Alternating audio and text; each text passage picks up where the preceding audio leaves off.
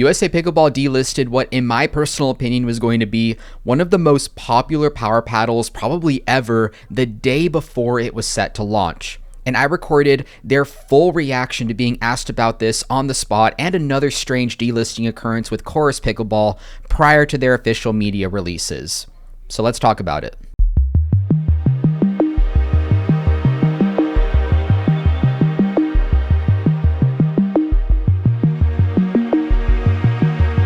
How's it going, everyone? Rafa the Pickleball Tech Dude here, and I've just returned from USA Pickleball's Media Day, where they invited myself and several of the other biggest content creators in the space to their equipment testing labs just outside Baltimore to get a never-before-seen look at the actual equipment testing process for paddles, and I recorded everything. Really quickly, make sure you guys like and subscribe to the channel because this is going to be the first in a 3 to 4 part series where I reveal everything I learned and saw about the equipment testing process and all the issues that manufacturers have with the current guidelines, which may culminate in me releasing the full 2 to 3 hours of footage I took on Media Day so that you can relive the experience as if you were with me in the room. You guys let me know in the comments if that's something you'd actually want to see or at least see a part of. And in the meantime, let's discuss what happened with the most recent delisting of the Ronbus Ripple R1.14, a power paddle contender of the year for 2025, potentially cut down in its prime. For those of you wondering how we got here, here's a quick TLDR.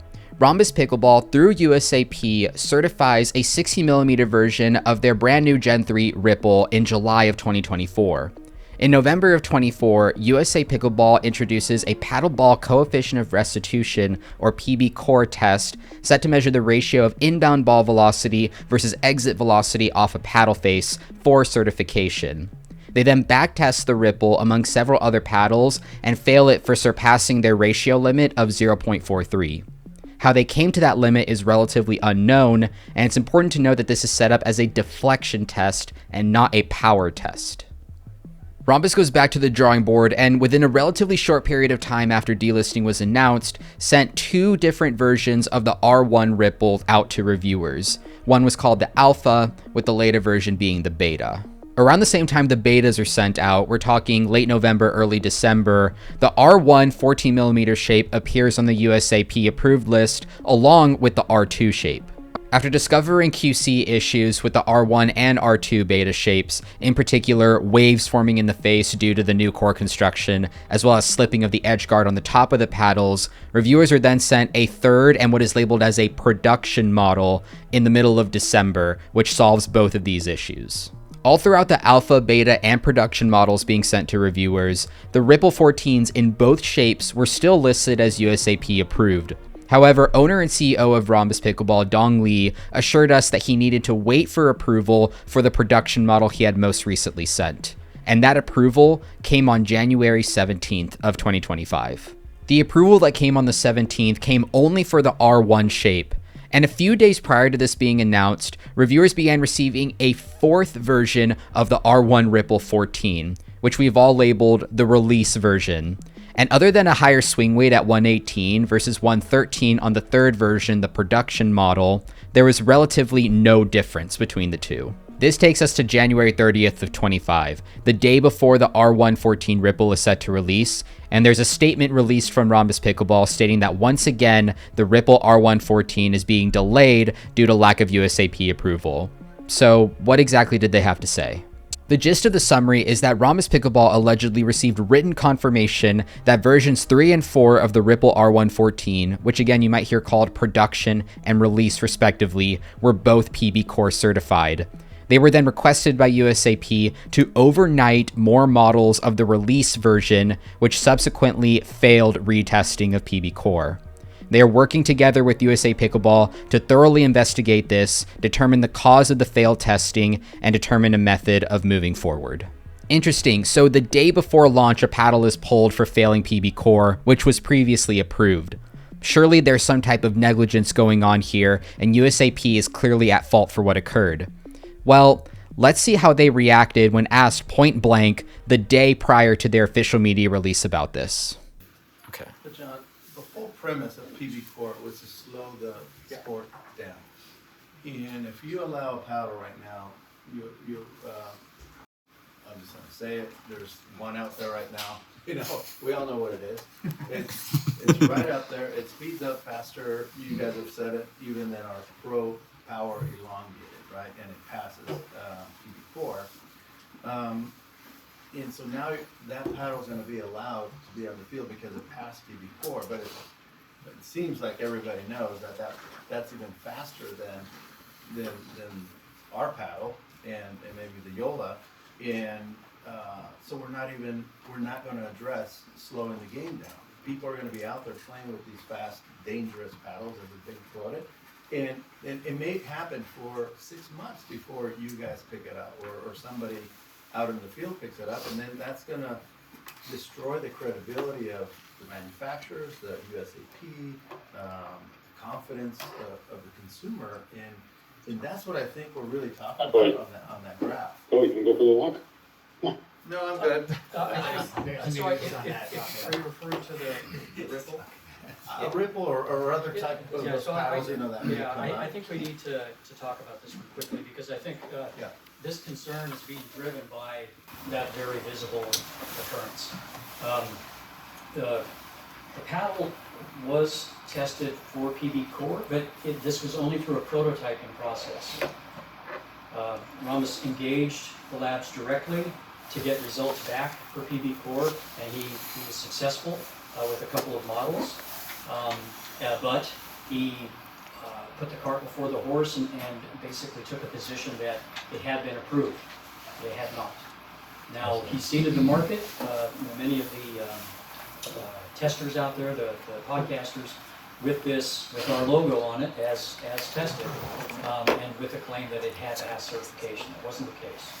And so most of you have received essentially a retraction from him on this particular paddle, but we've never signed on. And so I think the perception that the paddle had been approved and it was either breaking in very quickly or was wildly over PB core, at least the performance of it was hot, is not the case. We did not sign off on it, and once we did run it through a full suite of tests, it did not pass. Interesting yet again. So now it appears that Ronbus is at fault for submitting paddles that are different from what they intended to release, and that is what caused the delisting. So this raises two issues for me.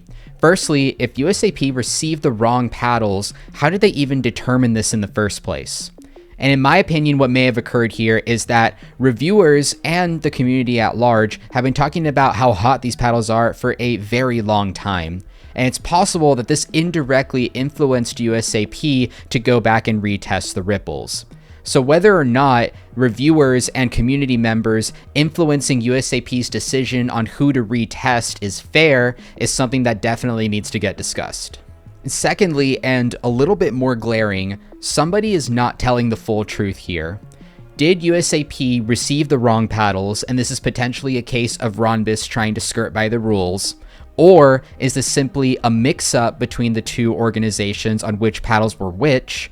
Or did Ronbus actually receive written confirmation of their release model being approved?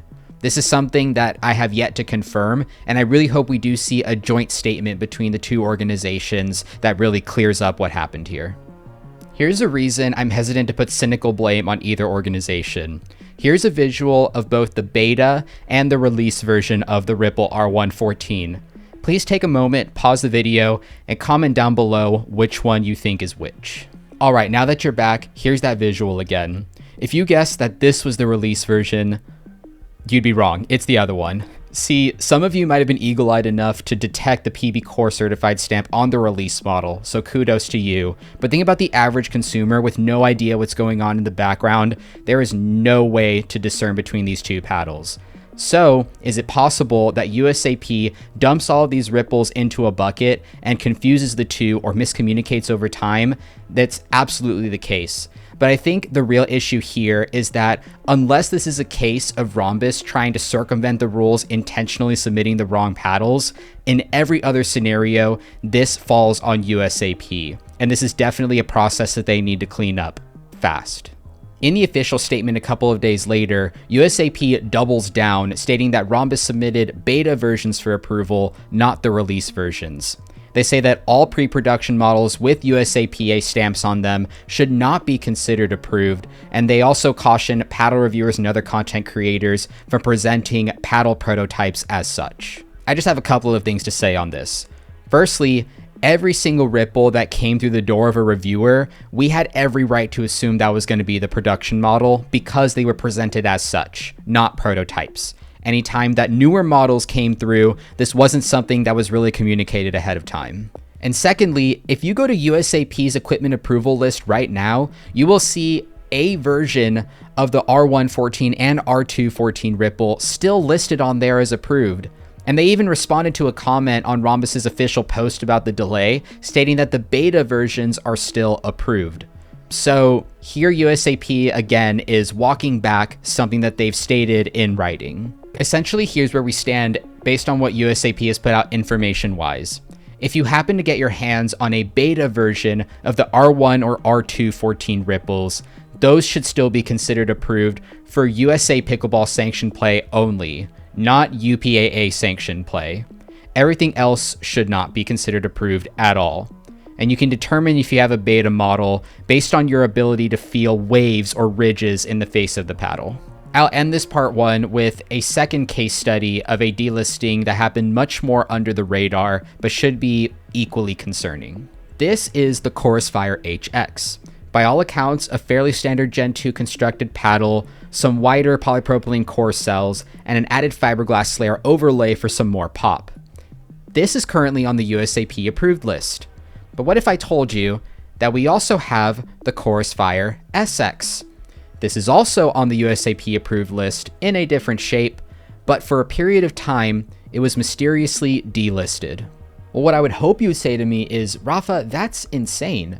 How would USAP possibly justify taking a paddle, certifying it in 3 different shapes, and then mysteriously only delisting 2 of them without notice?